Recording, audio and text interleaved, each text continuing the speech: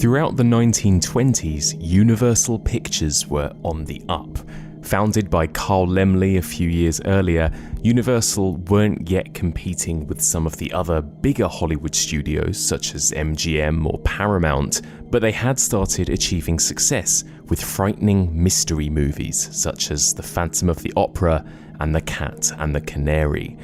During this time, Universal bought the rights to Dracula, both the novel and the stage plays, for $40,000. At the time, the stage play was proving to be a huge success in Broadway, and Universal's current head of production, Carl Laemmle's son, Carl Laemmle Jr., saw the box office potential in the first ever authorized screen adaptation of Dracula. Rather than remaining faithful to the novel, this new film adaptation would use the stage play as a blueprint, but would also borrow German expressionist visuals from the previously unauthorized adaptation Nosferatu. The role of Count Dracula was originally intended for Lon Chaney, an actor who had terrified audiences throughout the previous decade with mesmerizing transformative performances in The Phantom of the Opera and The Hunchback of Notre Dame.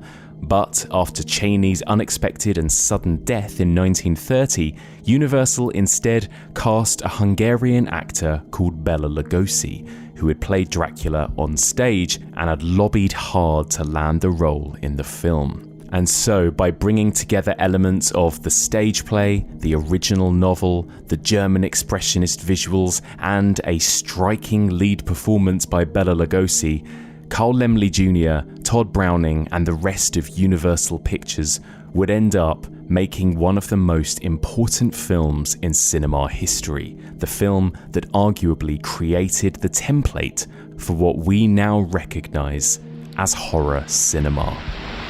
I am Dracula.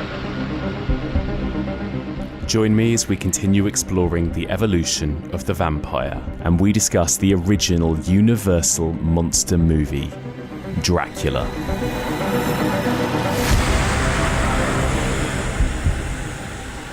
I bid you welcome. Welcome to the evolution of horror. My name is Mike Munzer, and as ever, I am your host. If you're tuning in for the first time, then welcome. In this podcast, we explore and dissect the history and the evolution of the horror genre by looking at particular subgenres one series at a time. We are currently in the middle of our 8th series exploring the evolution of vampire movies, and this is part 4. And in this episode, as that intro suggested, we are going to be looking at the original Universal monster movie Dracula from 1931. We're also going to be looking briefly at some of the sequels and movies that came after this in the Universal era. So Dracula's Daughter from 1936 and Son of Dracula from 1943. And I will say spoiler alert for all 3 of those movies. Go and give them a watch before listening to our discussion. So joining me to discuss all things Universal Dracula, she is a longtime friend of the pod. She was last here during our zombie series discussing another Bela Lugosi film, White Zombie, with me. She's also a filmmaker, a director. Her recent films include The Manor and Soulmate, and she's also directed episodes of American Horror Story, Creepshow, and The Haunting of Bly Manor. It's the wonderful Axelle Carolyn. Hello, Axelle. Hi, Mike. How you doing? I'm good. It's so good to have you back on the podcast. It's a dark and gloomy night here right now, but you're in sunny LA. I'm sure it's much nicer where you are. No, it's dark and gloomy daytime here. Oh, fine. Okay, well, perfect. In fact, ideal weather for discussing gothic horror together. Axelle, I was really excited to talk to you about this particular topic because I know you're a huge fan of the kind of classic gothic horror of the 1930s and 40s. Obviously, we've talked about Bela Lugosi before together on the pod, but let me start off by asking you a bit about vampire movies. Have you always been a fan of the vampire subgenre? I have. I feel like they're amongst the monsters that are the most accessible when you're a kid. Yeah. You know, they're amongst the first ones that you discover. Like the witch is a little bit more mysterious. You don't quite know what they do. Like vampires, you kind of get very easily. And so to me, it was ghosts, skeletons, and vampires were my jam. And I can't remember what my first image of a vampire may have been. I know there was some Reader's Digest that had an article about Christopher Lee's like the Hammer Draculas, and I was obsessed with it, and it felt like one of those things I'm not supposed to look at, so it made it all the more exciting. But Bela Lugosi, I think, who we're going to discuss, is was kind of the first where I actually watched a movie and I got a sense of, you know, the Gothic, and which is the world that I want to inhabit my whole life. So that was a big deal for me. Yeah, it's funny, isn't it? I don't even know where and how I first discovered vampire films or vampire stories, but it does feel like we've all innately just got Bela Lugosi in our head as the vampire from when we're kids, right? It's like you could ask a child that's probably never seen even the movie we're about to discuss, but they still probably know that accent and that way that a vampire, a Dracula, might behave, right? It's kind of almost transcended that film, Bela Lugosi's performance in that way. Yeah. I guess because there's other things like Sesame Street characters and other things that talk like that, right? But yeah. But it's so instantly recognizable that his accent is mocked even in the movie itself. He has an actress who's like, the ruins of my castle in Pennsylvania.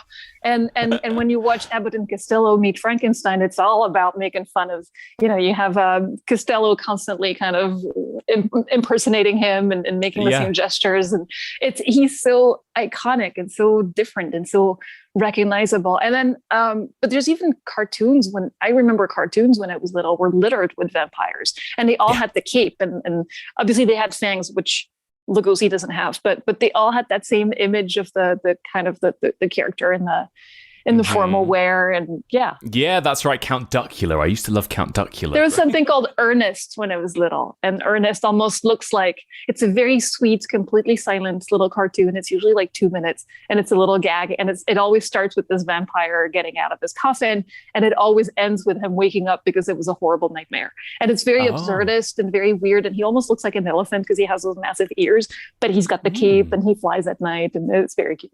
And that was one of my first vampires. It's so cool. It's such an iconic image, isn't it? What do you think is the secret to the popularity of the vampire and its kind of longevity as a monster? I don't know. I think there's something very visceral about what the vampire does, something that's very intimate as well. And I think it can be seen in there's so many different interpretations of what it can mean, and where you are on the animal to seducer spectrum. Kind of, you can have the very sexy vampires that are almost aspirational. You can have the very animalistic, like no one wants to be bitten by Nosferatu. So you're kind of somewhere on that line, like how disgusting, and they're so close to humans, but they're also something very different. And there's so much to play with. There's so many different variations. And I feel like that idea is, you know, the fact that it's very close to sexuality, the fact that there's so much you can express that would be otherwise kind of taboo, but that you can use the medium of the supernatural to express on screen. Yeah, and it's really interesting, you know, like you said, there are these different types of vampires. The aspirational vampires is a great way to put it. You know, this idea that vampirism can be so sexy, people actually want to become vampires, right? And that's something we'll talk about in a bit with a couple of these Universal sequels. But what do you think of the way in which this monster has evolved, you know, now in the age of, you know, Twilight and What We Do in the Shadows and whatever else? You know, do you think, have we lost the vampire from the horror genre? No, I don't think so. I don't think so at all. I think the seduction was there from the beginning. I think that Lugosi definitely introduced that. I think he was the first to, you know, when you read the book with Dracula, he was actually, that's not even true. When you go back further, when you go back to literature, when you read Carmilla, she was a seductive vampire. She was she was a normal looking vampire. But Lugosi being this kind of seducer and very early on in the history of the vampire, I think it was already there. And then you'll have a time where there's Twilight, but there's also Blade, where they're clearly not that sexy. And then you've got like the Strain will come out as a reaction to, it's always a push and pull between the two, I guess. And what I find really interesting is that when we're done with like a cycle of vampire movies, suddenly everybody says, that's it, the vampire is dead. That was the last nail in the coffin and all the bad puns, and we're never going to see a vampire movie again. And then you wait just a few years and someone comes up with another vampire story, and suddenly there's vampires everywhere again. And it's evergreen. It's just, and I think that cycle of whether it's going to be a more romantic one or like it's always going to change. It's always going to evolve. Yeah, you're so right. And there've been some incredible movies even the last 10 or 20 years on the more, I guess, art house spectrum, if you want to call it that. But movies like Let the Right One In or A Girl Walks Home Alone at Night, right, as well. These like really interesting kind of spins on the vampire movies as well. So yeah, I guess there's just so much scope, isn't there, for different types of stories? Yeah, and those combine the two very well, by the way. Let the Right One In is very much a romance, but it's a romance with a vampire who's actually dangerous and very, very animalistic when she's eating. Yeah, you're absolutely right. All right, well, let's go back to the beginning, shall we? We're going to talk in depth about one of the first vampire horror movies, the first ever authorized adaptation of Bram Stoker's Dracula on screen. This is Dracula from 1931.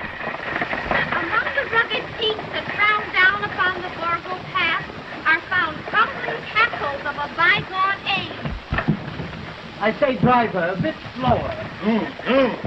You must reach the inn before sundown. And pie face? It is Valpurgis night, the night of evil, Nosferatu. On this night, madame, the laws we are barred, and to the Virgin we pray.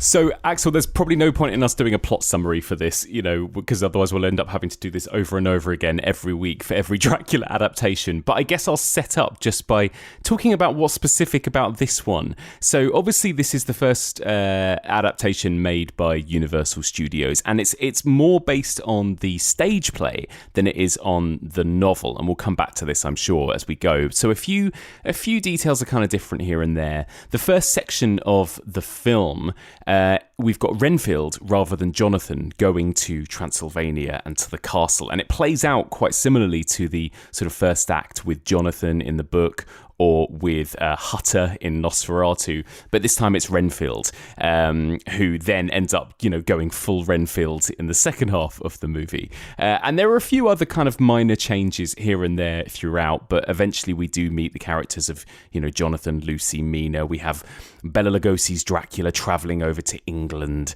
But there are moments like, that don't appear in the book or in, Nosferatu, where he will, run into the characters at the theatre, and these are various other bits and pieces. And there's a lot of conversational pieces happening in drawing rooms and that kind of stuff. But we'll get into all of that as we go. I want to start off just by asking you, Axelle, your own history with this movie. Do you remember how you first discovered Dracula from 1931, and what do you think of it? I don't remember exactly when I first watched it. I suspect it was before I watched Hammer films, which would have been in my very early teens. I wasn't allowed to watch horror movies when I was little, but I think that my parents made exceptions when it was Universal Monsters because they didn't feel like they were so scary. But then we didn't have a VHS for a long time, so it was hard to procure them. So, but I do know that the moment I watched Dracula, it changed something. And it was the first Universal Monster movie that I watched. And it opened up that world for me. And like I said earlier, that sense of Gothic, that sense of being transposed into a different world, of having everything is kind of, none of this feels like real life. Everything is foggy and Transylvanian castles and faraway lands and weird customs and people with strange Hungarian accents and all that. I fucking love for this. I live for that stuff. It's, Yeah. If I could make that and make only that as movies my whole life, it would be phenomenal. Unfortunately, it's not really what's fashionable right now, but it's so that's the world I want to live in. I want to have those amazing costumes. I want to, the fantastic matte paintings, and from the beginning of the movie when you have the carriage and there's those mountains in the back. And I'm told they shot part of that. I mean, obviously there's part of it that's painted on glass, clearly, but part of it was also shot in Vasquez Rocks, which is just north of LA, which just blows my mind. That's where some of Star Trek was shot. It's very iconic rocks. It's really cool. But they managed to somehow create a world that doesn't look like anything.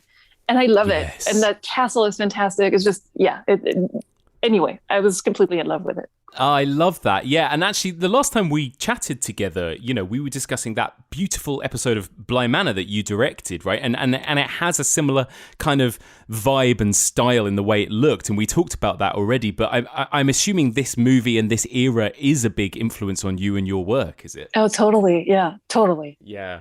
So, and the other thing that I find interesting about it, is a few people I've spoken to have sort of said, yes, I can see the film's historical importance, and I think it's a really interesting film to look at, but it's not necessarily the most fun anymore. How do you feel about that? It sounds as though you still really kind of enjoy the experience of watching it. I do. I do. I can see the criticism. I understand it. I understand the criticism for the filmmaking. There's definitely a kind of a lull in the middle of the movie. Basically, anytime Lugosi is not on screen, it's a little bit less fun. But he's so fascinating to watch. He's so interesting to watch. It's like he makes some expressions sometimes that look like, my mom once said, "Oh, I don't like him. He looks like a snake." And I completely see what she means. Like he has those weird kind of. He tries to be suave, but actually it's kind of odd, and he's so not what we consider attractive these days, I guess. Like it's just a very different standard, but so he feels like such a weird character, but he's so magnetic and so charismatic, and I find a lot of joy in watching that. And I really like some of the imagery. I see that a lot of people have mentioned the fact that because this is adapted from theater, because this is the first talkie when it comes to Universal Monsters, there's a lot of kind of, it's a lot of shots that don't move very much. It's a lot of kind of wide shots that are stuck. I think part of that was probably because they were still figuring out how to move with the sound equipment, and there's like technical considerations to take into account. But I also feel like, to me, it's funny, but when I look at the way I like to plan movies, I like wide shots. I like silence. I like shots that don't move. I feel like if you can create atmosphere with that, it's just the best. It's wonderful. It's a lot of kind of, I guess that's the Mike Flanagan school of thought, which also kind of holds one shot and gives you those beautiful wides. But Dracula does that so well. And there's the introduction of Dracula at the beginning. There's so many, Dracula's entrance, the silent scene with the brides. I mean, those are undeniably fundamental to the horror genre, but are still beautiful to look at and incredible. And those silent brides kind of gliding all three together with those doors opening, and just, it's so cool. It's so cool. It is. It's so cool. Yeah, I kind of agree with you. I've got to admit, when I went into rewatching this, I haven't seen it in years, and I did feel a little bit like, oh, is it going to be kind of homework? Is this going to feel like a bit of a slog to watch? But it really wasn't, actually. I was really enthralled, and I think I enjoyed, I think maybe because I was watching a really nice Blu-ray copy as well, compared to, I don't know what I saw it on the last time I watched it, but it just looked stunning, and I was just really enthralled by the whole thing. I really enjoyed just bathing in those visuals for a lot of it, and I'm it so is glad strange. That you liked it. I'm so glad you liked it. I really did, and but it is strange. Like you say, it's a really early film in the sort of talkies era, and it does feel like it's still making that transition, doesn't it, between sort of silent and sound? Yeah. Like there are huge chunks of it with literally no sound, right? Which is kind of, in some ways, it makes some of those moments even more uncanny and weird, though, which I kind of enjoyed. I appreciate. I agree, and I wonder if it's. I suspect it's a choice. I suspect it's Todd Browning making that choice consciously. And I feel like when you see the vampires come out the first time, as their weird little armadillo scuttling by, and in the crypt at the beginning, it's completely silent, and it makes it feel really, really eerie. It really feels like this is not completely the same world. And then the sound is actually really well used. And there's some sounds that you can't get out of your head, like Dwight Frye, who plays Renfield. Oh, so his good. Laugh. So good. His laugh is unforgettable.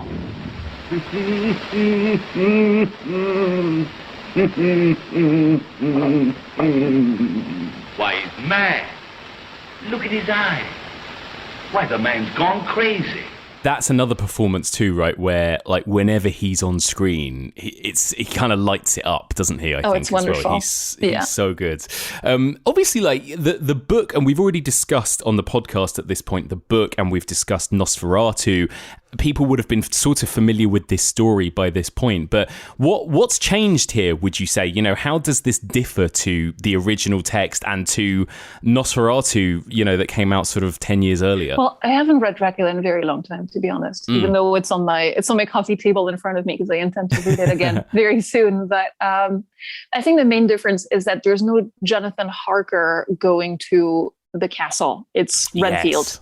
And in the book, obviously Renfield has already been, and he's already committed to the insane asylum. And here we see him being quite a nice young man at the beginning of the movie. And it makes it all the more striking when we find him at the asylum and he's lost his mind.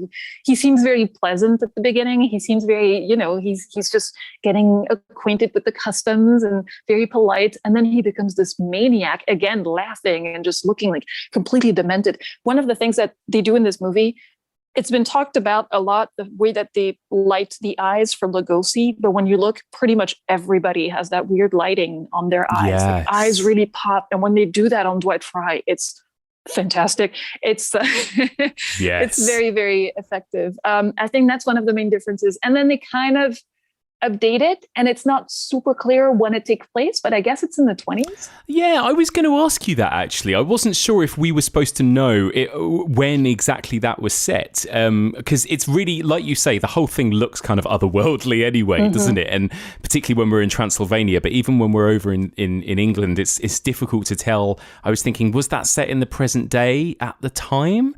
But yeah, maybe 1920s, maybe that's a good shout, yeah. It feels like the fashions, I mean, I'm no specialist, but it looks like the fashions are very 20s, kind of very late 20s, the haircuts for the women with the short hair and the kind of dresses they wear. But I could be completely off the mark. Maybe someone who knows way more is listening and like, no, bitch, this is definitely 1931.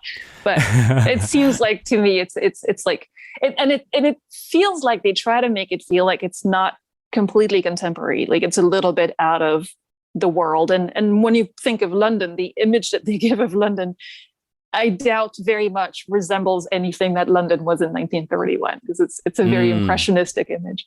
Actually, it makes me feel like the beginning with the girl who's selling the flowers always reminds me of My Fair Lady. Oh yes, that's a really good shout. It's also, that's a great moment, isn't it, in the film? I love that moment. Yeah, I think it's really interesting, this kind of the sort of the stepping stones between where we begin at the novel in 1897 and where we end up here with this film adaptation in 1931. And this film adaptation kind of set the template for what every subsequent Dracula movie would look and feel like, I think. But actually, like we said, this shares much more with the stage play than it does with the original novel, right? But it's kind of handpicked. It's kind of handpicked moments from, you know, obviously the base storyline from the text. And then it's taken a lot of the story from the stage play. The original stage play was adapted in 1924 by playwright Hamilton Dean. It was then revised by an American writer, John L. Balderston, in 1927, and that was the version that went on tour in Broadway for a few years and starred Bela Lugosi as well. So I think that is the version that kind of predominantly inspired the film, right? But then also you can't ignore Nosferatu, I think, that came 10 years earlier. And although that movie was, you know, obviously pulled from release and prints of it were destroyed eventually, it does, I think even at the time, it had cast a shadow across, you know, a lot of Hollywood and American movies that were being made at the time, you know, even the earlier Universal films that weren't quite horror, but were kind of on the fringes of horror. Movies like Phantom of the Opera apparently did borrow from German Expressionism. And I think there are some moments of this version of Dracula that did use certain moments from Nosferatu, like apparently the visuals of the moment when Jonathan, or Renfield in this one, cuts his finger. And, you know, suddenly, you know, Dracula is overcome with kind of thirst. The actual visuals of how that scene was portrayed in Dracula, apparently they were very much inspired and used the way that scene was staged in Nosferatu. So this version is kind of, it's sort of handpicked different ingredients from what came before it, right? But it ends up being quite a different beast to that original novel. And this is also the version that changes, like we mentioned, Dracula not being the way he's described in the book is incredibly different. Yeah. He is definitely not an attractive character in the book. So that idea that I suspect it's the first time that we see a monster on screen not look monstrous. Yeah. And that's very modern, I guess, as an idea, is that it's this rich, aristocratic man who actually will destroy you, even though he is well mannered and he goes to the opera and he's very, very charming and very, well traveled. And it's more, if you have to look into it, I guess it's more kind of the fear of, it's almost xenophobia. It's the fear of something that comes from the outside and we don't quite know what it is. And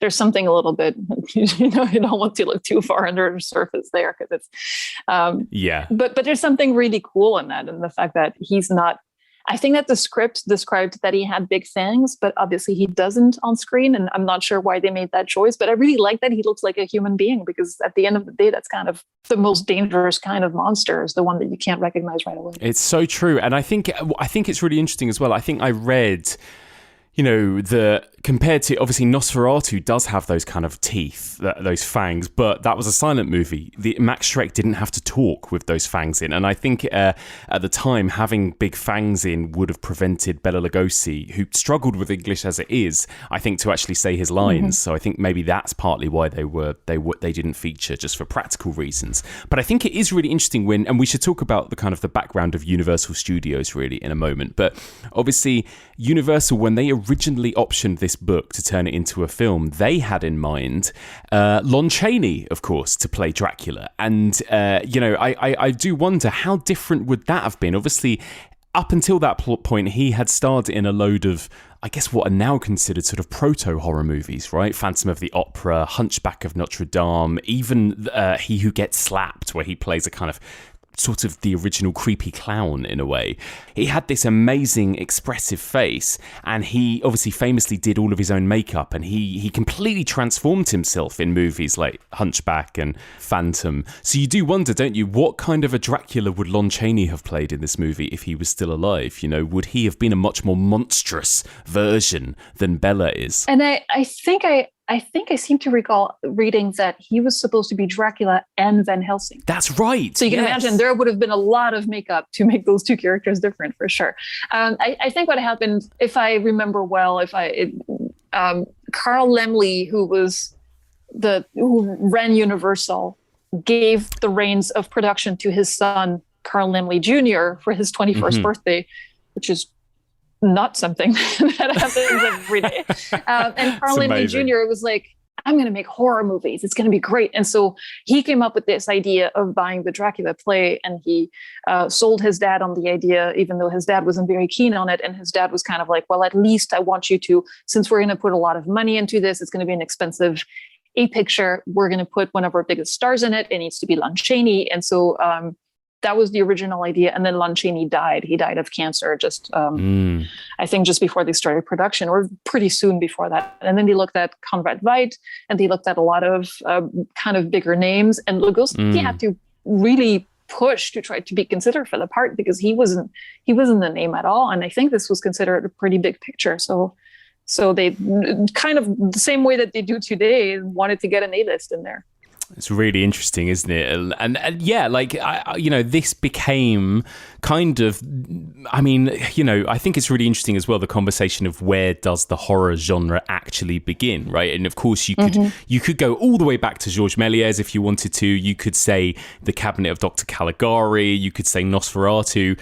A lot of people I've spoke to were Kim Newman, and he sort of argued the point where horror actually became a genre was kind of here, really, right? This studio that were making pictures one after the other, all with this kind of style and aesthetic, this and then Frankenstein almost back to back. That was the real birth of the horror genre, right? This idea of these films becoming a genre. And I just think it's so interesting that, in many ways, you could argue kind of Dracula started it all, didn't it, I think? Well, I think it's perhaps less the birth of horror and more the birth of the idea of putting movies into categories. The idea of genre itself that was born around that time, but horror elements were always there, and I guess that's a very interesting aspect of the human mind. That was one of the first things that we committed to screen, I guess, is little skeletons and little effects with spooky things and people disappearing, and in the original silent movies. But yeah, as a genre, as a committed effort of terrifying people, Nosferatu was probably the first, because clearly that one was trying to scare people, and did. Yeah. And even to this day is very chilling at times. And this vampire is just, its design is phenomenal. But yeah, I think you're right. As a series, as a kind of like, now we're going to do this as a thing, it probably started here. And it started, there's famously 3 versions of this, Yes. of Dracula, produced by Universal, which is also, that's a very committed effort, isn't it? They made this picture, and then they made a Spanish version, and then they made a silent version for the theaters that didn't have the sound equipment. I know, that's incredible, isn't it? I haven't actually had a chance to watch the Spanish version, but I've heard from a lot of people that it's actually better. I don't know whether you've seen it, Axelle, or if you've got any thoughts on it. Yeah, I've seen it, and I think those people are bonkers.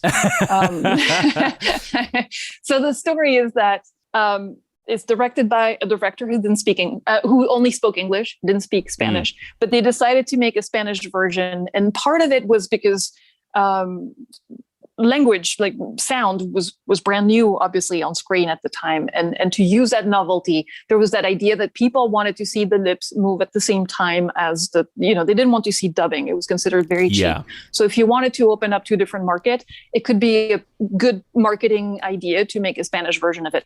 On top of that, there was a Universal exec who was in love with the lead actress who was cast, Lupita Tovar, who was cast in this movie. And he's the one who lobbied, who's like, what would make great financial sense if you made a Spanish version and if you cast Lupita in this role. And that happened, and then it worked out great because they ended up marrying.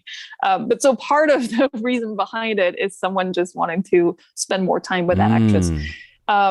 But yeah, they shot the movie at night, so Lugosi and everybody would go home, and then this crew would show up and use the same sets and use the same script. And yet somehow this version is, it is so fucking long. It's 30 minutes longer than the other version.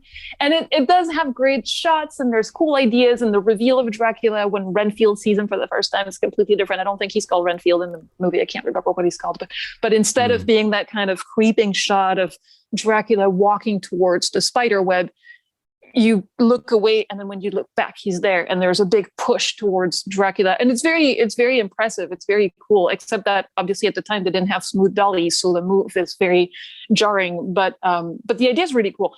There's really, like, they had access to dailies from the English production, so they could look at the dailies and go, oh, here's what I'm going to do that's going to be better. But I feel like the cast is just not as the Dracula is just not as good. Mm-hmm. And it's such a huge element in what makes the movie successful in the first place, that it just doesn't bring it to life in the same way. In my opinion, anyway. Yeah, it's really interesting. What a fascinating thing, though, that they did that. They created 2 versions at the same time like that. It's very cool.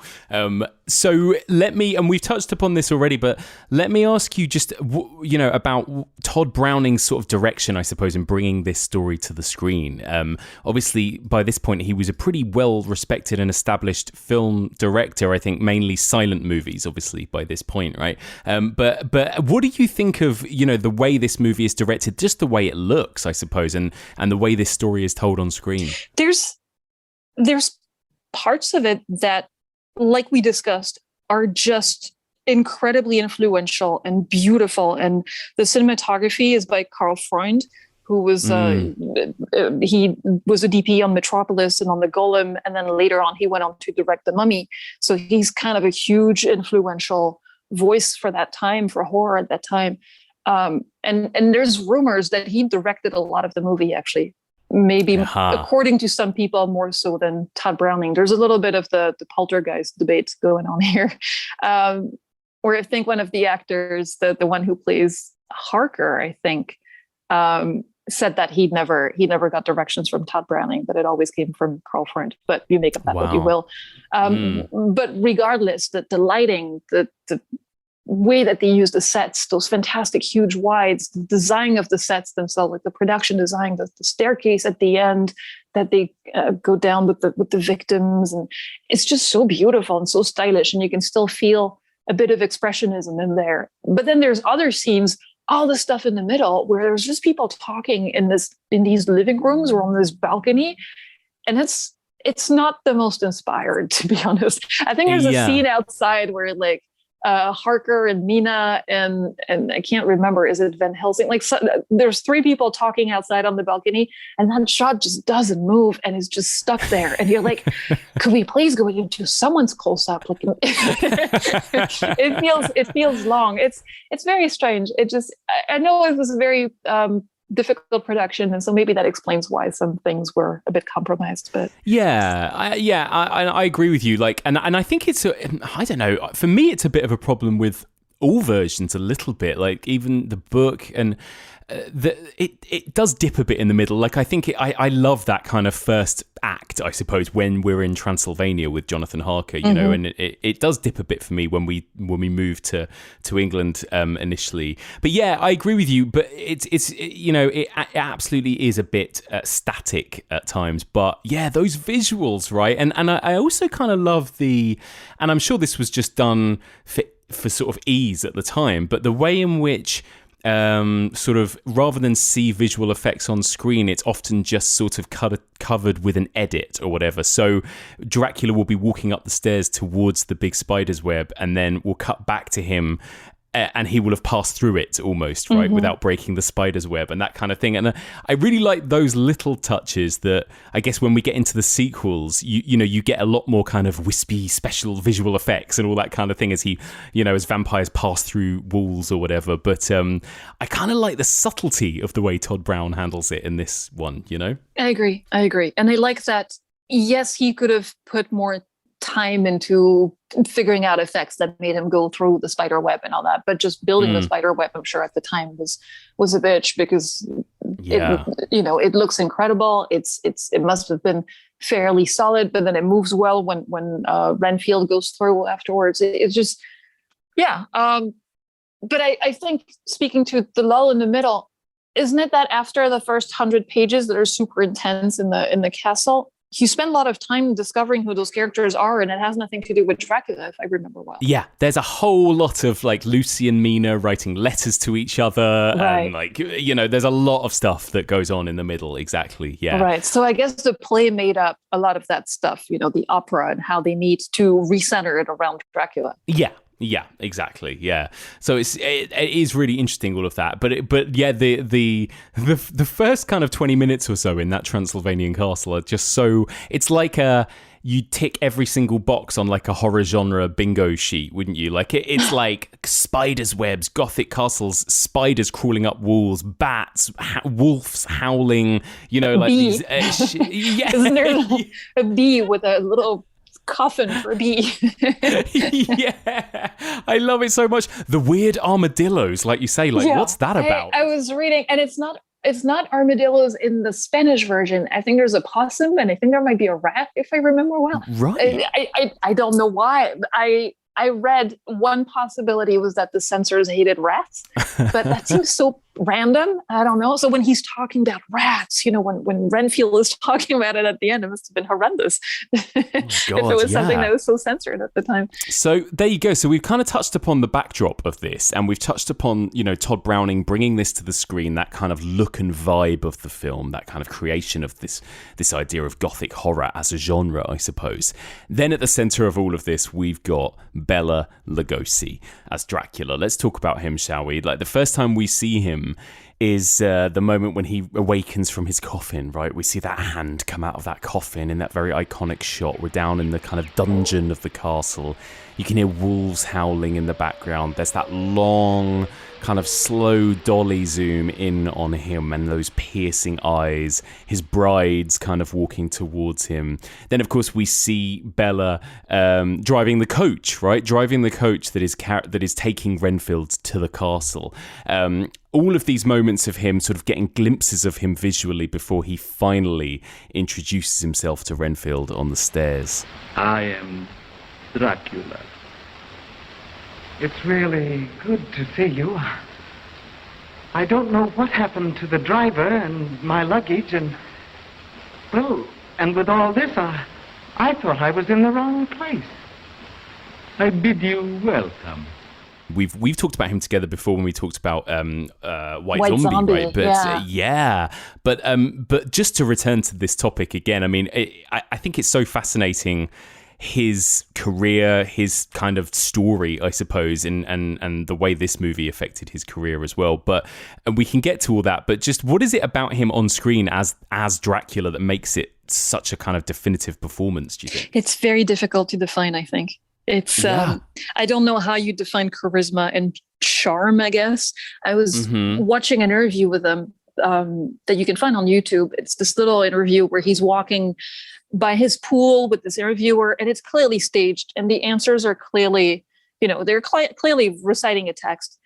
But somehow he makes it so fun, and he's so interesting to watch, and the jokes are not very good. Like, it's just the text itself is nothing special, but there is something about some people who they just capture the light a certain way. They just know when to give a little smile. I don't know what it is. It's some kind of weird magic, but he really has commanding presence in this. He has this very rigid appearance, and his accent for some reason works so well with the part. And I don't know. I don't know. Yeah, no, it's true. It's impossible to define, isn't it? And there's something about the rhythm of the way he talks. And I know that obviously his English wasn't great, and he had to learn a lot of his lines phonetically, I believe, right? Well, that's what I always read. But then when you listen to interviews, he seems very fluent. Okay, yeah, because I could kind of believe that about him learning them phonetically, because there's something unusual and really fascinating about just the sort of rhythm and cadence of the way he delivers his lines as well, and in a way that really sticks in your head. Like, we all remember how he says, listen to them, children of the night, and all of that, right? It's like those lines that he delivers just stay with you forever for some reason, don't they? Listen to them, children of the night. What music they make. But there's also something very playful about them, which is really interesting, because at the time, all those stereotypes were not necessarily well established. I'm guessing that people were not as familiar with them as we are today. And so when he says things like the children of the night, or when he goes, I never drink wine, you know that it's playful. There's something, he knows that the audience is like, he never drinks blood. Like, it was new, it was fresher at the times. And we hadn't seen him drink anybody's blood yet by the time he delivers those lines. So I feel like there's something deliberate about it. This is very old wine. I hope you will like it. Aren't you drinking? I never drink. Why? And he is scared. Like, again, he pulls off that balance, doesn't he, of being alluring, sexy and scary all at the same time, again, sometimes it's simultaneously all of those things at once in one look or whatever, which again is kind of incredible. I think it's like magic on screen sometimes. And he has powers of hypnosis.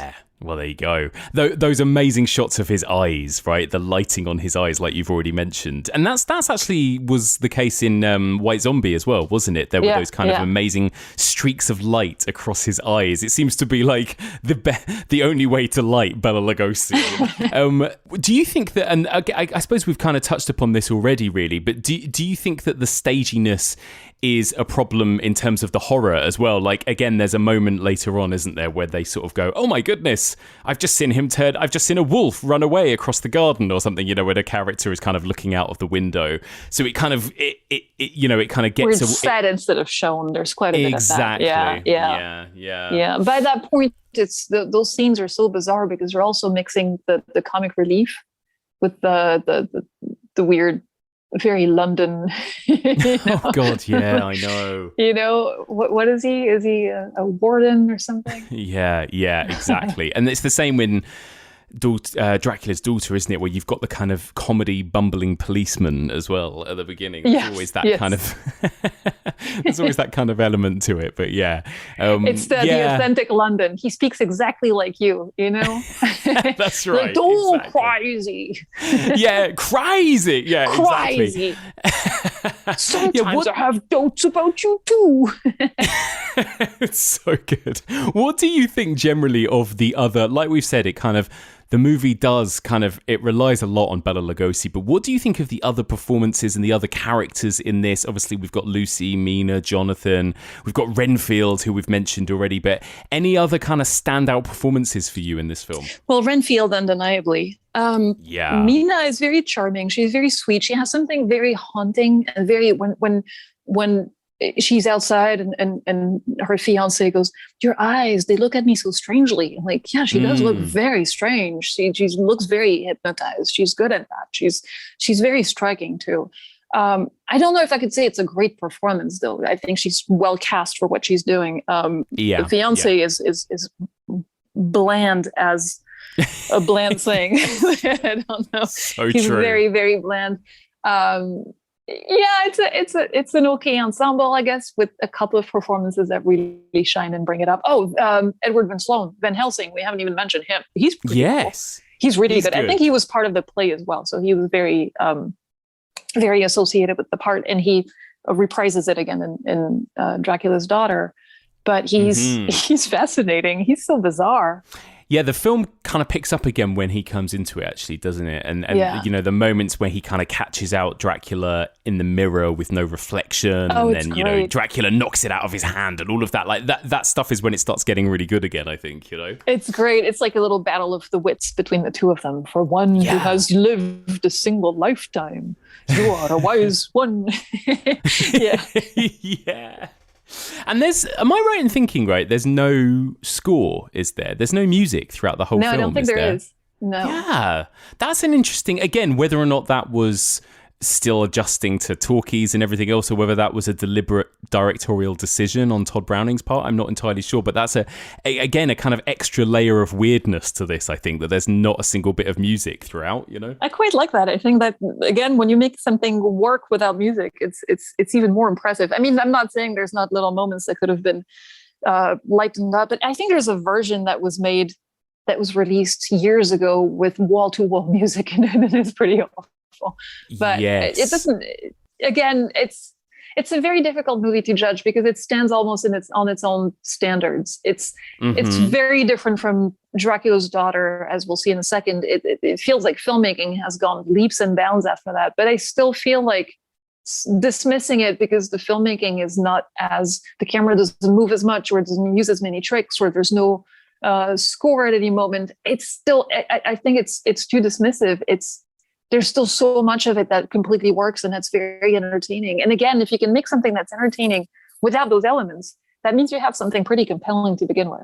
I agree. Yeah, I completely agree with you. I think it does all come together, and I think it's like everything you've already mentioned, that cinematography, that gothic production design, that lighting, and of course Bella's performance in the center of it as well. Like all of these things kind of really make it pop still, I think, you know. Mm-hmm. Yeah.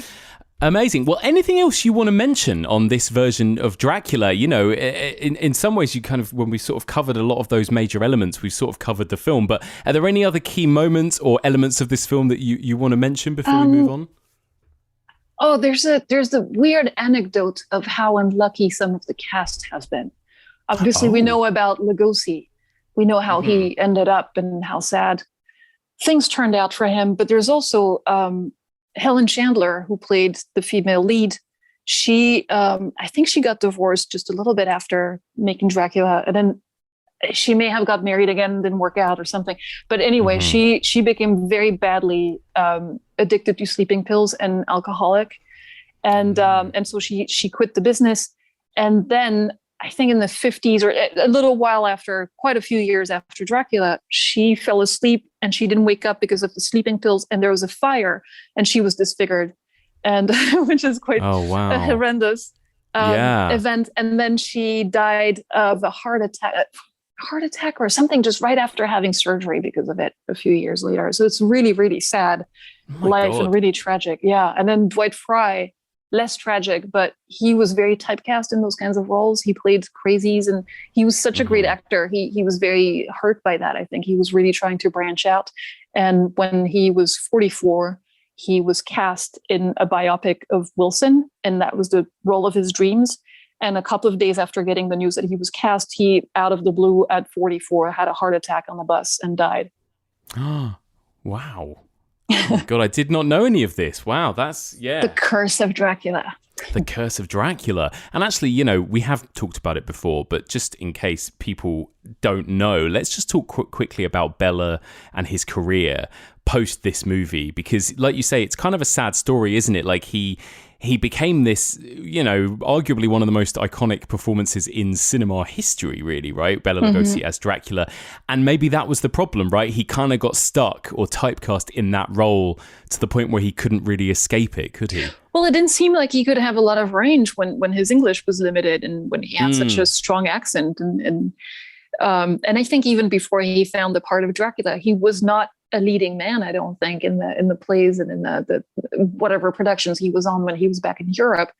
But I think he's a classic case of someone who buys his own hype. So he would always feel like he's got it made, and he would spend a ton of money and buy the beautiful houses and get divorced and find a brand new wife and, living the life. And then realize, oh shit, actually, I didn't get paid that much for Dracula and the next movie's not coming up. And so he would always, and then out of ego or poor advice or poor management, he would turn down those massive roles, or he would be picky about them, or he would take them and then not negotiate the money side very well. And so and then he'd end up doing all those poverty road movies for which he was paid very little. And so it was kind of an up and down of, I have no work, I'm completely broke, I don't know what to do. And then I'm making one movie for which I'm getting paid a little bit. I'm going to squander it all. And so it's ups and downs throughout his life, and someone who's clearly incredibly bad with money. And then on top of that, I think he had, what is it called? Sciatica or something? Yeah, that's right. Yeah. And he was recommended morphine, and he was told by his doctor to inject himself with it. And obviously he got hooked on it, and that didn't help, clearly. So he became one of the first, if not the first, celebrity drug addict to end up in the newspapers, and quite famously. Yeah, that's right. It's pretty tragic. And he was married, I don't know how many times, but very unstable life generally, just unstable and not reaching the status that he always felt was his. Right, exactly. And then, legend has it, was buried in his Dracula cape, right? I believe, when he died. Yeah, it's a really sad story. And obviously, and I think we've mentioned this already, but you can go watch films like Ed Wood, right, for a really, really great kind of portrayal, I suppose, of I find quite kind of poignant and sweet portrayal of I love Bela it so Lugosi. much. It's one of my favorite movies. And I think it's one of the, obviously I'd seen Dracula clearly when I watched Ed Wood for the first time, but it really endeared me to him. And when you know about someone's struggles and the tragic side of things, it makes you watch movies a slightly different way, I feel. I think it does, yeah, definitely. And finally, where does this rank for you among Dracula adaptations? We've had so many. We've had obviously Hammer, we've had the Francis Ford Coppola, and millions of others, right? But where does this one kind of rank for you among the many Dracula adaptations? Oh, fuck, I love them all. I don't know. Yeah. All for different reasons. But he's definitely one of my two top Draculas. It's him and Christopher Lee. There's no, I can't even, I love Gary Oldman, but he's nowhere near the top two. Yeah. Those two are just, those are my peeps. I love it. Well, there you go. So that's Dracula from 1931.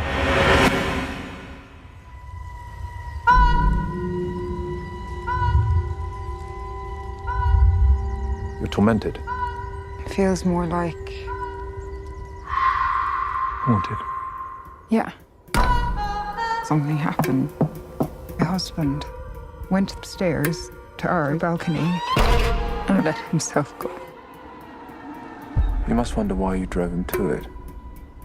Why? I didn't drive him to it. I thought it'd be true.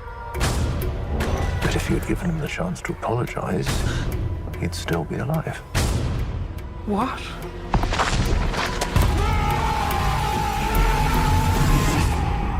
That was a little clip you just heard there from one of the most bonkers horror movies of the year, and it's out on the 3rd of June, so very, very soon. It's the new movie written and directed by Alex Garland of Ex Machina and Annihilation fame, and this movie is called Men, starring Rory Kinnear and Jessie Buckley. I got to see the film at a press screening, and holy shit, I have many, many thoughts. But that is one of the many films that we're going to be covering on the next episode of Fresh Blood. As many of you know, Fresh Blood is the new monthly strand available on our Patreon channel for $5 donors, in which me and my 3 co-hosts Brad Hanson, Louise Blaine and Becky Dark discuss everything new and fresh in the horror world. We cover films, television shows, video games and a whole bunch of other stuff. We will also be all discussing the new Evil Dead game, which all 4 of us had a chance to play, so we'll be discussing our thoughts on that. And we'll also be discussing a few non-horror or kind of horror-adjacent releases. For example, we'll be discussing what we all thought of Doctor Strange in the Multiverse of Madness.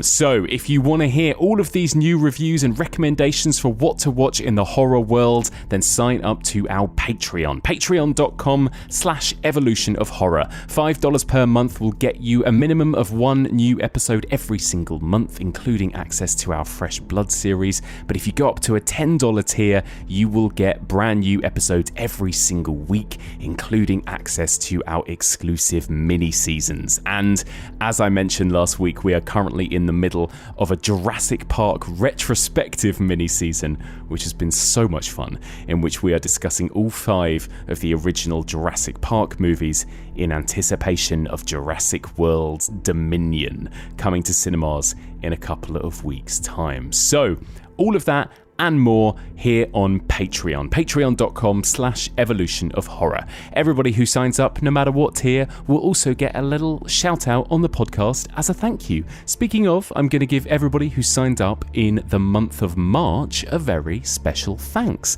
So a big thank you to Aaron Chupan, Michael Greenlee, Julia, Tucker Kelman, Jay Harris, Arian Berger, Tom Arbuckle, Chris Partin, Joshua Garrity, Rory Robinson, Spencer Bryson, Chelsea Burden, Sarah Copleston, Ewan McSweeney, Carol Hovis, Alison Ravencroft, Toby Moran, Jimmy Kitson, Gorehound, Nathaniel Ketchum, Glenn Erskine, Mary Cummer, Beth Ward, Michael Miller, Malcolm Parry, Brian Skillman, John Kay, Carlin Yovanis, Bobby Eels, Greg, Chandler Moon, Brian Sheehan, Evan Weiser, Simon Bradbury, Kate Pickford, Colin Winnett, Jess Woods, Aaron Van Driel, Hayley Boys, Greg Dacker, Jocelyn Kirsten, Veronica Villaneva, Julie Poitras, Matthew McDougall, Abigail Gergiolo, Rebecca Orton, John Rosenquist, Megan Elizabeth, Cara Shoemaker, Joel Pierce, Josh Bullard, Hapless Child, Grace Slavin, Rachel Von Ravenstein, James Hunter, Alison Home, Jordan, John Townsend, and Arctic Rose. A huge thank you to all of those people for signing up to our Patreon in the month of March. And if you want to join them and get treated to regular bonus content and more, then sign up now. Patreon.com/evolution of horror. That's patreon.com/evolution of horror. Okay, as we veer into the second half of this week's episode, Axelle Carolyn and I will discuss all of the other Dracula movies that came after the original Dracula from 1931. So we're going to be talking about a few of the sequels. None of these will be big deep dive discussions, although I will say minor spoiler alert for a couple of the movies we're about to discuss. So let's begin by discussing Dracula's Daughter from 1936.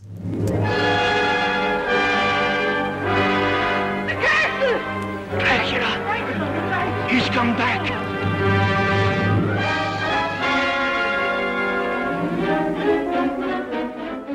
So, Dracula's Daughter, this came 5 years later, right, in 1936. By this point, obviously, the horror genre was well and truly in full swing.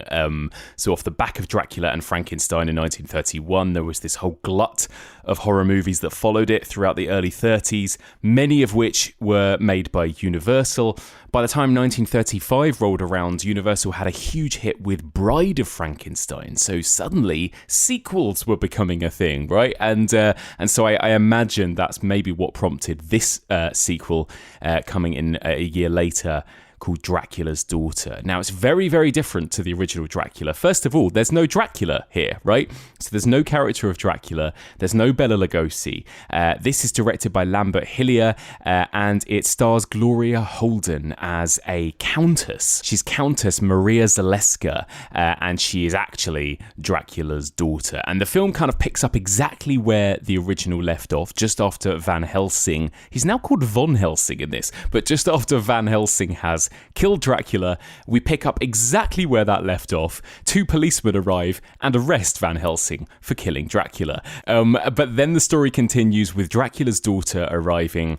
She's a really interesting character, which we'll talk about, but she is a kind of slightly more reluctant vampire. I think she wants to rid herself almost of vampirism, but at the same time can't really resist her appetite, and she preys on men and women throughout this film as well. And I think there's some really interesting stuff going on here for us to discuss. So it is clearly made with a little bit more money, with a little bit more experience in how these genre films work by this point.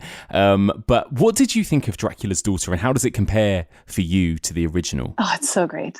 It's so different and so bizarre and so great and so influential. And it's so interesting to see that it was kind of buried for a long time. I don't think this was one that was talked about very much. It wasn't even included on the box sets when they released some of them. And then I think it's having a little bit of a resurgence because people are realizing this was a pretty rad. Again, it has such a strong lead performance and it has very modern elements. They're very influential too. So I love it. I think it's fantastic. I mean, I've rewatched it yesterday for the podcast, but I'd already watched it last week for completely unrelated reasons.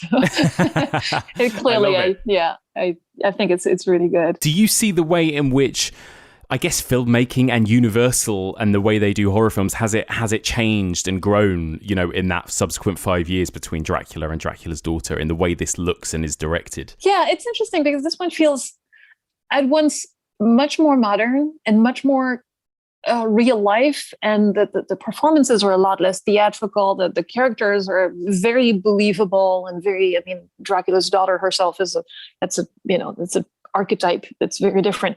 But when you see the other women in the film and they make little jokes, and there's something very realistic about the way that they behave that you totally don't have in the first Dracula, where those are not like people I've ever met.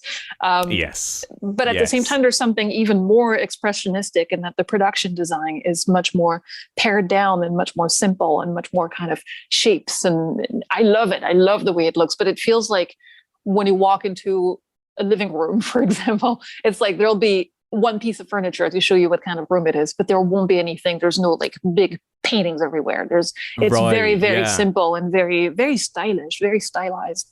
That's really interesting, isn't it? And I wonder if that's because by this point it was a bit more of a almost a bit more of a factory, right? They were churning out a lot of horror movies by this point, right, in the 1930s. Perhaps, but I also think that there's probably a choice because it fits the style very well, and then it uses music and it uses shadows and it uses dissolves and there's like that effect when she shows her ring to hypnotize people and the picture goes out of focus, and there's way more camera moves than in Dracula. It's definitely a very, very different type of filmmaking for sure. It's really interesting. And I've read that it was ostensibly based on a deleted chapter from Bram Stoker's original novel, and which was published as a short story under the name Dracula's Guest. Yeah, I think it was originally supposed to be that, and I think they commissioned the script, and then pretty soon before shooting, they decided it didn't work, and they just threw it out, and they came up with something completely different.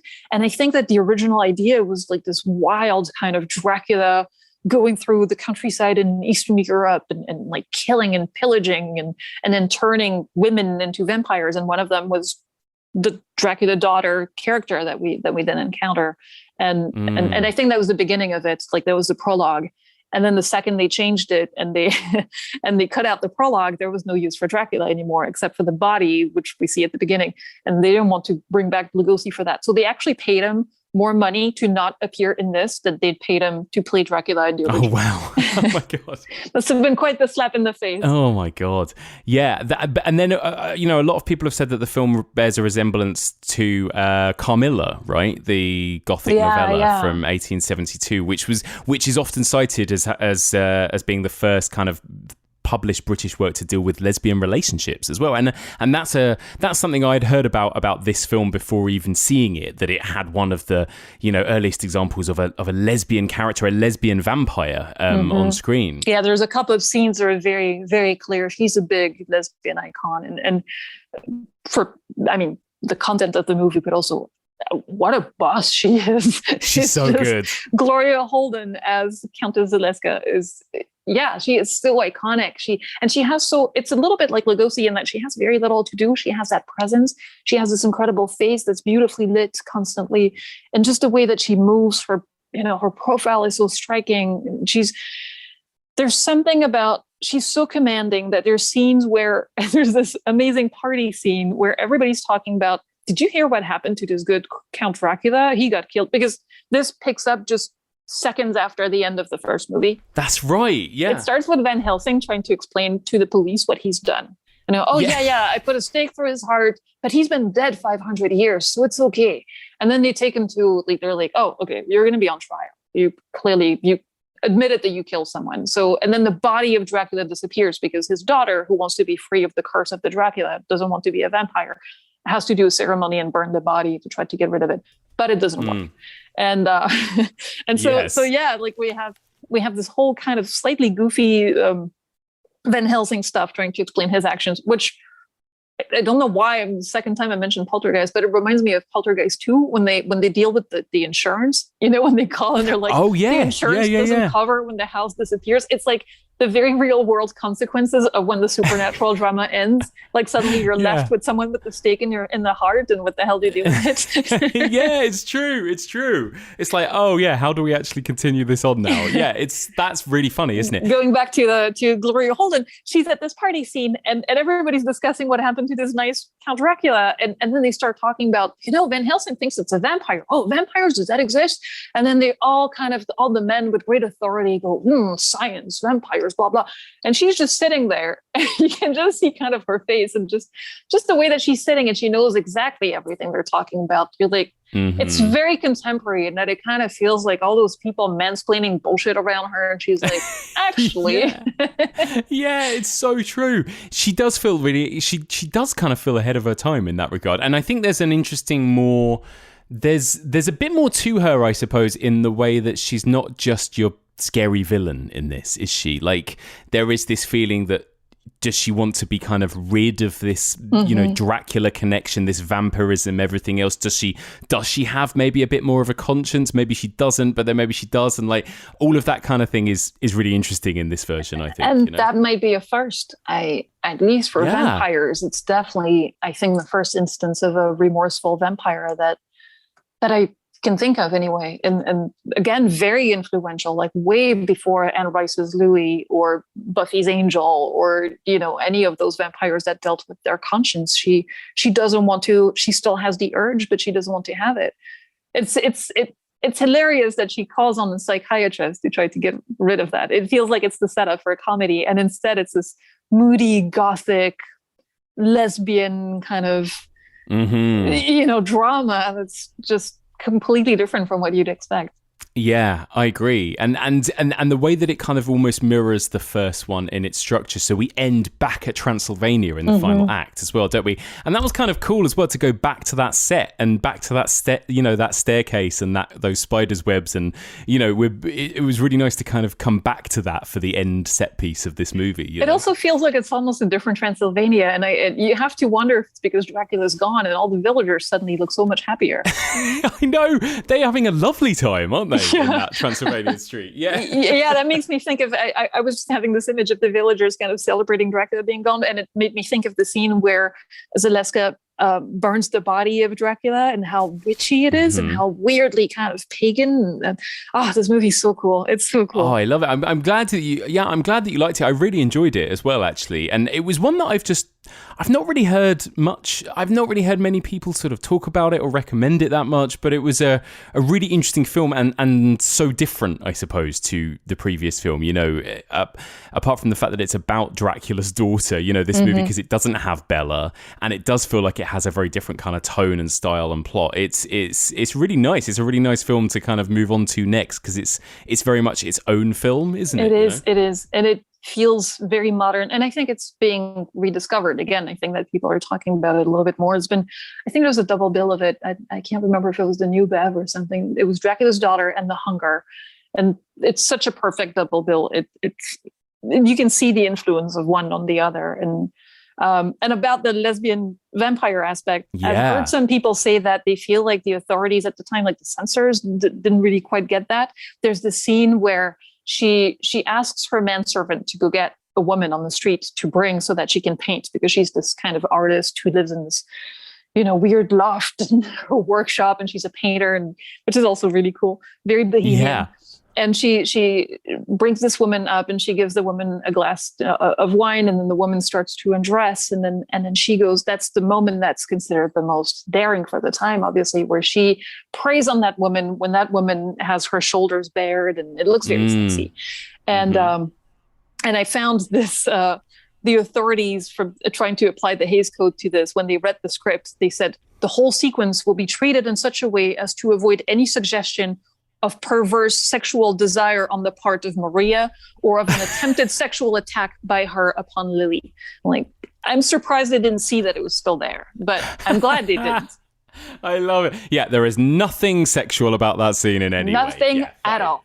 That's so funny. Yeah, because of course, actually, you know, that's worth mentioning that obviously the original Dracula was pre-code, right? But by this point, we're in the Hays Code era by this point as well. So there were all those. And then the shot after that of Lily dead, which is quite shocking actually, that you see her dead body. I think was actually mandated by the censors so that we could see the true nature of the vampiric attack. Oh, it's really it's a really interesting film. I would urge everyone who hasn't seen it to check it out, because it's got a lot of really interesting stuff about it. And again, woman led. Yeah, woman led. How unusual. Very. I think that they probably, Bride was such a huge hit, and the Bride has such a small part in it, that they probably thought, you know what, maybe there's something to try here with this whole woman thing. Let's try to give it a shot. And and we might be onto something here with this whole woman thing. Yeah. If you want a great segue, I feel like that's even stronger with the next one. Son of Dracula, how the attention pivots to the woman. Let's do it. Well, let's talk about the next one, because we jump forward. We're into the 1940s now, 1943, with Son of Dracula. I see you marrying a corpse, living in a grave. The vampire can assume very many different forms at will. Sometimes it appears as a bat, and sometimes as a small cloud of swirling vapor. In this way, it can move unseen among its enemies. Son of Dracula, searing the screen with new terror in this weird tale of the living dead who rise from the grave at night to prey on unsuspecting victims. Okay, so it's directed by Robert Siodmak, who was the brother of Kurt Siodmak, who wrote The Wolfman and I Walk with a Zombie. And it's the story of Count Alucard. Now, who could that be? Who moves to the U.S. at the request of Kay, a plantation owner's daughter, whom he quickly marries, to the anger of Kay's longtime boyfriend. But after many bizarre incidents, in a twist, it's revealed that, sorry, spoiler, she married Dracula to gain immortality by drinking his blood and getting rid of him. Great plan. Great plan. Yeah, girl, what an excellent plan. It's a bizarre film, isn't it? What do you think of this, especially in comparison to the previous two? You know, I like it. I see its place. I like what it's trying to do. I think the plot is next level bizarre. Do I really have fun watching it? I don't know. I have an issue with Lon Chaney Jr. as Dracula. Thankfully, so did the filmmakers, I guess, because he's barely in it. He's barely in it, yeah. But I feel like Lon Chaney Jr. is constantly miscast. He's really, really good, and it's really good casting in Abbot of Costello Meet Frankenstein, because because it's a different type of character. But he's such a sad sop. And he's always cast as those charming, you know. Yeah. In the Wolfman, it's such a case of miscasting. It's awful because he's supposed to be like this young, charming rogue. And actually, he's this old, pudgy dude who's kind of creepy. And at least here, it's less creepy because he's supposed to be older and he's supposed to be kind of... But he's not a European aristocrat. Like, who are we trying to fool here? I know, it's weird, isn't it? Like, he's not even trying to seem like Dracula or Dracula's son. It's very strange. And does he not go like, why does this woman want to marry me? Like, what is his deal here? There's very, but we don't seem to be very interested in Dracula. The weird thing about this movie, and it's also kind of what I like, is that it's not so much a vampire movie or a horror movie. It's really a noir. Right. That is really interesting. And also, it made me think of when we last discussed I Walked with a Zombie, and that we're in that kind of Val Lewton era where, you're right. Like, a lot of the time it felt like I was watching a character drama or a noir, or, you know, one of those movies that kind of, it has a bit of horror on the fringe, but it's actually maybe doing something else in the way that I suppose at this point movies like those Val Lewton ones were. Totally. The whole plot is like a murder plot. The 40s aesthetic, the clothing, the cinematography, the fact that they use guns, and then the femme fatale, like the plot at the center of it. It feels like a film noir. It just doesn't feel like the logical continuation of a Dracula picture at all. And it's really interesting because as much as I'm happy that Dracula is sidelined because, again, my feelings about not Genie Jr. in this part. I feel like, again, kind of like Dracula's daughter, the main female character is fascinating. She is. It's really interesting. Yeah. And it's very rare that you would see a woman, even up to this day, it's unusual that you'd see a woman just be a villain. And there's no explanation behind it. Like, oh, but she was, you know, nowadays there's a lot of like, but she was sexually assaulted, so she has to, you know, there's some kind of explanation behind it, or her child was maimed, or there's nothing. It's just like, she is just a villain. She wants to be immortal, and she kills her own father, and then she's going to marry this guy who she's going to get someone else to kill him so she can be, it's just, she is unrepentant. And I love seeing that. I think it's really cool. It's another kind of trope that we see later on down the line quite a lot, that idea of the kind of vampire groupie, like the person that wants to become a vampire, you know? Again, maybe this is a kind of early example of that. Yeah, she's like the guy in Dracula's daughter, the what is his name? The weird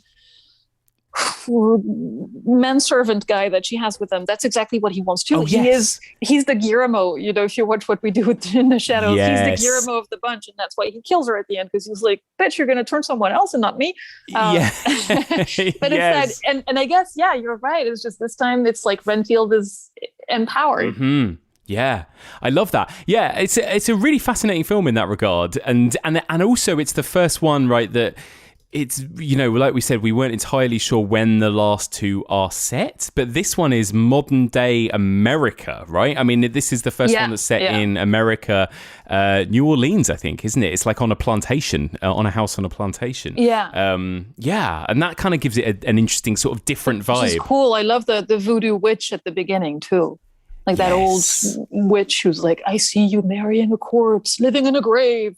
It promises a much more exciting movie than what we actually get. But it's such a cool sequence. I know, it's true. It does a little bit, doesn't it? Like a big bulk of, you know, as much as I enjoyed them, a big bulk of all three of these movies are people talking in rooms, right? People talking in drawing rooms, you know, to different effect and shot in different ways throughout the three. But they do come down to that for quite a lot of them, don't they? I think, and Dracula kind of lurking outside in the shadows or whatever. Yeah, and then you get those little flourishes, those moments that really make it stand out. There's a lot of this that's just like Kay walking around in that white dress, and she looks so striking with the dark hair, and she looks like a ghost. And you're right, it's very Val Lewton, actually. The general atmosphere of it feels very Val Lewton. It does. It really does. So there you go. So that's Son of Dracula. Now, there are more, right? There were a couple more movies, and these ones I'm less familiar with, and I haven't had a chance to rewatch. But House of Frankenstein and House of Dracula, yeah. Right, exactly. What do you think of these two movies? Tell me a little bit about these. I think they're a hoot. I can't get into much detail about them because the issue is that they're very bizarre and plot thin. And so I watched them again and again and again. And it's every time it's as if I watched them for the first time, because you can't make sense of those plots. It's not like you can go, well, there's a logical progression. And then here, Boris Karloff, who plays the scientist, is really very much making an effort to. It doesn't make any sense. And the monster is played by so many different people. And then Dracula is suddenly played by John Carradine, who was stiff as a board. I'm Count Dracula. You see before you a man who has lived for centuries, kept alive by the blood of innocent people. When the full moon rises, I turn into a werewolf with only one desire, to kill. I tried to perform the miracle of science and failed. My blood is contaminated with the blood of Dracula. It's funny, isn't it? It feels like now we're only a couple of years later, but we're in the next phase of Universal's evolution here, of Universal monster movies, where they were sort of having a bit more silly fun with them and pitting them against each other, right? So this House of Frankenstein and House of Dracula, as well as featuring the character of Dracula, like you say, played by John Carradine, you've also got the Wolfman, you've got Frankenstein's creature, whatever else. And it's like, suddenly we're in that era of like, oh, let's mix and match all of your favorite monsters, I suppose. But it's a cool cast. I mean, you've got Dracula, Karloff as the mad scientist in one of them. Lon Chaney Jr. comes back as Talbot, as the Wolfman. You got Glenn Strange as the monster. It's kind of a classic cast of characters, and I recommend them if you like this kind of, if you're into Universal monster movies, they're really cool. I wish we got more movies like that today that just kind of put in all the monsters and saw what happened. It's not really comedic. It's still trying to be a little serious, but there's something very postmodern about the way that they treat them. It's fun. It's cool. That's really cool. Supposedly, I think that in Son of Dracula, they put Lugosi aside because he was already dealing with drug issues, and he was definitely considered a has-been. And in this one, I think they may have tried to bring him back for House of Frankenstein, but supposedly, funnily enough, he was, from what I read, he was touring the US with the theater play of Arsenic and Old Lace, in which he plays the role that was written for Karloff. Oh, God. Oh, no. It's a very, very funny play, by the way, and very funny movie adaptation that they made. It is, actually. It's really good, isn't it? Yeah. That's really, that's really interesting. And again, a kind of really interesting little insight as we kind of hop through that Universal heyday and where those movies were at this point, right? That they were trying different things, they were mixing up characters, they were kind of doing these kind of mashup style movies. And then, of course, it does go into the more sort of parody, I suppose, doesn't it? With things like the Abbot and Costello movies, which is, of course, when Bela Lugosi actually returned to play Dracula, right? And it's interesting how, even though those movies, at least in the beginning, Dracula and Frankenstein and Bride were A movies, they were not B pictures. They were considered very, they were very expensive to make. They were very publicized. They were, but they never took those stars seriously. They never took them as even when they went with Karloff, had more of a status than Lugosi from the start, pretty much. But even then, could he have played a romantic lead or a part in the normal non-horror movie? I think he would have really struggled to get that. Yeah. They weren't taken. And so when you have a movie like House of Frankenstein and House of Dracula, it's almost like they go, well, we have all this bunch of people. Where do we cast them? What do we do with them? And by the time that we get to Abbott and Costello make Frankenstein, then it's become kind of, well, we're just going to make fun of this because we all know what the cliches are and they're just silly. And those are movies for kids now. He keeps himself alive by drinking the blood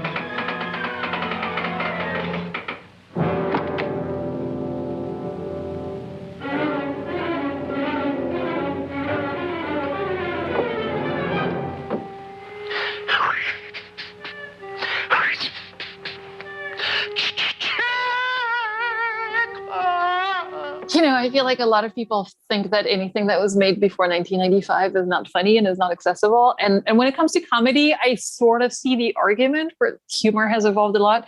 This one's still funny. I'm sorry, it still cracks me up. It's so goofy, but in such a good way. And if you're really into those Universal movies, it pokes fun at them really pitch perfectly. And it feels like it's made with so much love too. And Lugosi is actually really good. He has almost nothing to say, but he's just kind of sneaking about. This Dracula and Frankenstein sneaking about, trying not to get caught in this horror museum, and it's hilarious. It's just, you see him creeping out of his coffin when the others have their back turned, and then every time they turn around, he closes the coffin. It's just so goofy and so silly, but it works so well. It's really good.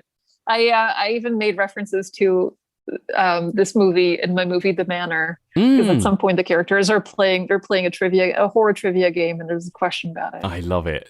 I love it. I think it's so cool. It's really fun, really, really fun, actually. And I think especially for people that are maybe put off by like the earlier movies like Dracula maybe being a little bit more static, a bit more serious, a bit drier, some might argue. I think that, this movie is just so much fun, isn't it? It's so much fun. Yeah, I guess I should probably, when I confess my love for the first Dracula, I don't know if it's the best movie to watch if you're looking for a very thrilling adventure and you've never watched a movie from the 30s. Yeah. I would probably start with something else. I would probably start with Frankenstein and Bride of Frankenstein. And once you're into that world, get to Dracula.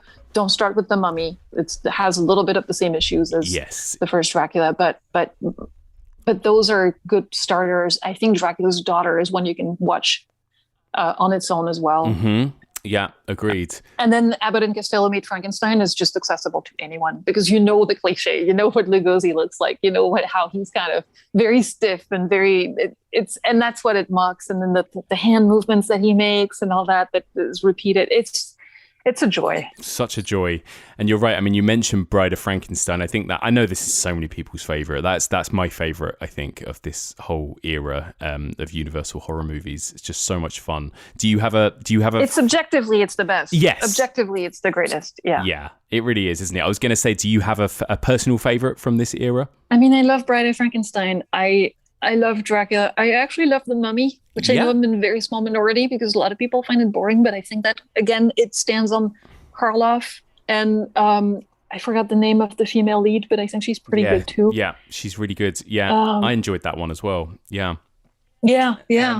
I think they're pretty good. But you can throw in pretty much any of them. I don't love the Invisible Man sequels.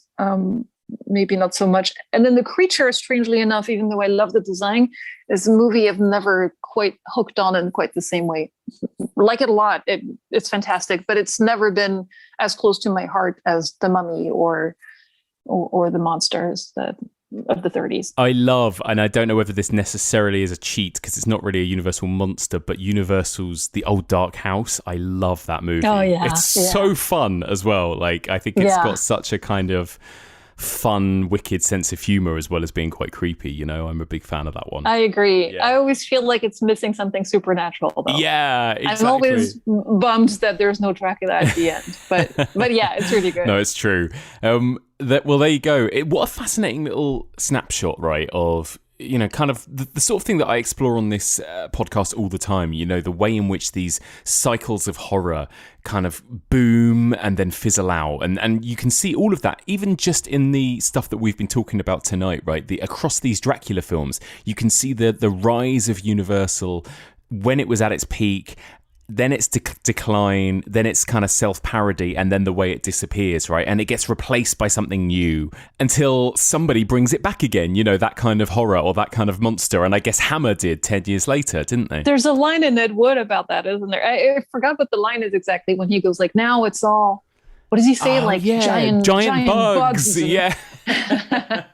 It's true, wasn't it? That was where horror was going towards the late 40s and sci-fi into the 50s. And that's right. All the stuff I discussed on the last season of this podcast, movies like War of the Worlds and The Blob and Them and all of that kind of thing, and then it was over in the UK that the gothic monsters came back again. But yeah, it's it's just a really interesting little case study, just going through those Dracula films, isn't it? The way in which those movies kind of change and grow and evolve, and the way Universal monsters kind of change. Yeah, it's fascinating. And how they're coming back now. They're coming back. Well, yeah. And the many attempts to bring them back, and then how we reinvent things for the Invisible Man, and how do we do it with the other properties? And there's like 3 Dracula movies coming out this year. And I know. I'm very excited about that, by the way. Well, I'm so excited, but I'm really sad that, because I read the news this week that Karen Kusama's vampire film has been pulled, and I believe as well, Robert Eggers has recently announced that he's not doing the Nosferatu film that everyone hoped that he would be doing. And that's been on again, off again for a bit, I think. But yeah, I'm bummed about Karen Kusama. Really bummed as well. And apparently, I don't know how true this is, apparently that Morbius is partly to blame for that like studios are thinking that audiences aren't interested in vampires because Morbius was a giant failure. I don't know if that's true. I don't know. They're very much trying to bring back more of the monsters to screen for sure. And I mean, we have Renfield coming out and Last Voyage of the Demeter, which is Andre Avredal. Yes. Who did Autopsy of Jane Doe. Yeah. And that's a script that's been knocking about forever. Like they've been trying to get that made for like 12 years or something, maybe more. I don't know. So, but it's such a cool idea, and I'm really excited to see that. That's really cool. And of course, because like Lee Whannell's Invisible Man was just what an incredible movie and such a great example of how you can make these kind of classic monsters scary again in the 21st century, right? I mean, it's just that was an incredible kind of reimagining I thought of that story, you know. Yeah. Well, there you go, Axelle. I don't want to cut you off. So if there's anything else that you want to mention that you haven't already, no, you have to cut me off because we'll be talking all afternoon. I love it. It's so cool, and it's so nice to speak to such a fan of this era as well. Because there's so many people.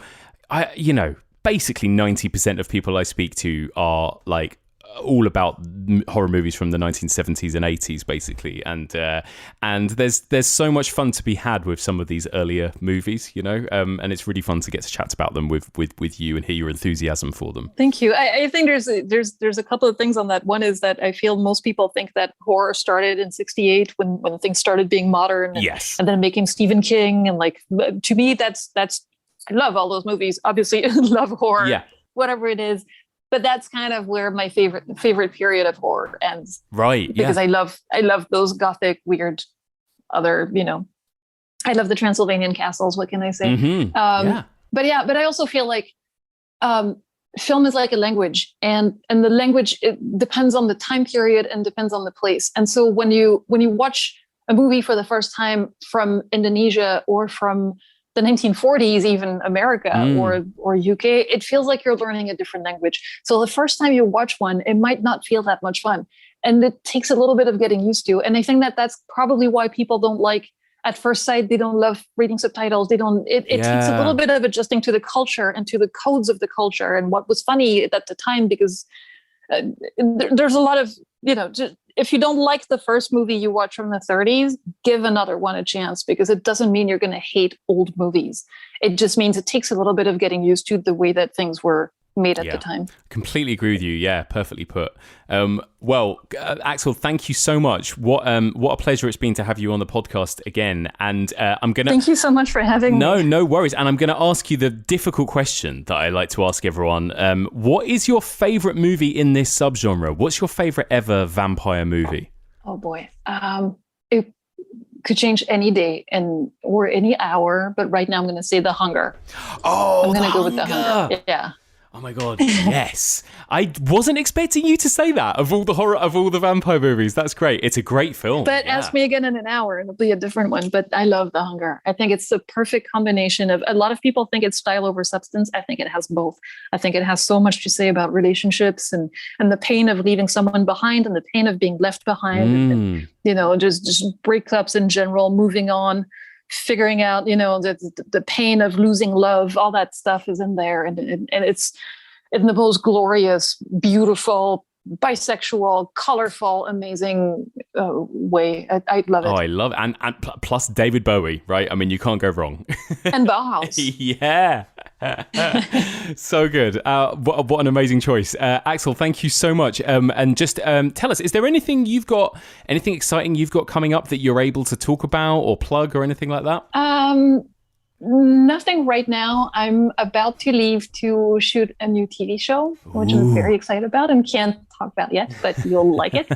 And then I have Midnight Club. I've done 2 episodes of Mike Flanagan's Midnight Club that come out, I'm guessing, towards the end of the year. There's no date yet, but I shot it last year, so it's going to come out at some point soon. And that's a Christopher Pike adaptation. Amazing. And yeah. Really excited for that. Can't wait. Hoping to make a feature over the summer, or we'll see, but Yeah. Fantastic. I cannot wait. Well, thank you so much for joining me, Axelle. Thank you. That was so much fun. And that's it for this week. Thank you so much for listening, and a huge thank you to this week's brilliant guest, Axelle Carolyn. What an honour to have her back on the podcast this week. So I would love to hear your thoughts. Please do get in touch. What are your thoughts on the Universal era Dracula movies? Do you have a favourite? And how does Bela Lugosi for you compare to other actors that play Dracula? I'd love to hear your thoughts. Please do get in touch. The email address is evolutionofhorror@gmail.com. You can also find us on Facebook, Twitter, Instagram, and Letterboxd. And if you want to discuss this week's episode with fellow listeners, there are 2 places you can go. You can join the discussion group, the Evolution of Horror discussion group on Facebook, or if you're a Discord user, sign up to the Evolution of Horror on Discord. You can find this podcast on all the usual podcast platforms, and if you get a spare minute, I'd be so grateful if you could drop us a little rating and review on Apple Podcasts, as that really helps us get discovered by new listeners. Okay, on to next week then, and we're going to continue our journey through adaptations of Dracula. And as it was already mentioned this week, the Universal era fizzled out in the mid-1940s, and it was up to Hammer Studios to resurrect the classic Gothic monsters 10 years later. So next week, I'm going to be joined by friend of the pod, Kevin Lyons. Yes, he's back again to discuss 2 Hammer horror Dracula classics. Dracula, or Horror of Dracula, from 1958, and The Brides of Dracula from 1960. Cannot wait. Join us next week for all of this and more on the Evolution of Horror.